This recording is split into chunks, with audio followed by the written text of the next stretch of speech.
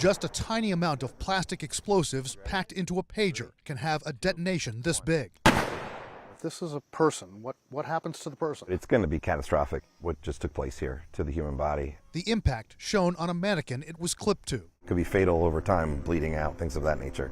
And apparently there were some people who had serious facial and eye injuries. Could this blind you? Forever?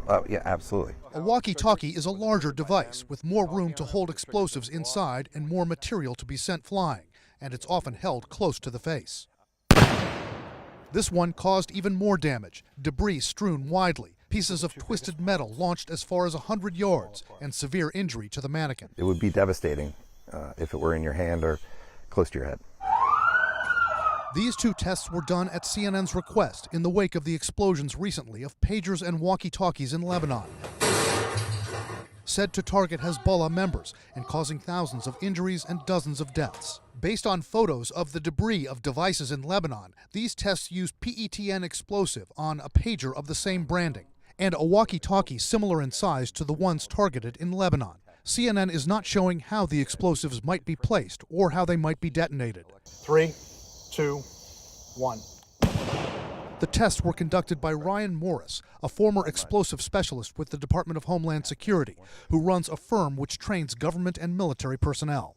Whoever did it, they were pretty skilled.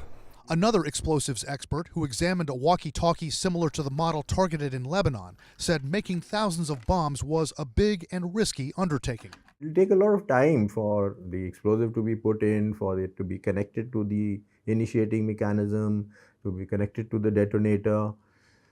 Chances of it exploding while they're doing all this is also there. And the devices are so small. I don't find any empty space in this. It's difficult. How hard is it to, I guess, pack an explosive into something this small? Someone that has any knowledge of this tradecraft can do it very easily. It's you can secrete explosives in anything. And triggering thousands of them all at once? If they have all the numbers for the pagers, they just send a massive text to all of them, all those numbers, and they go off at the same time.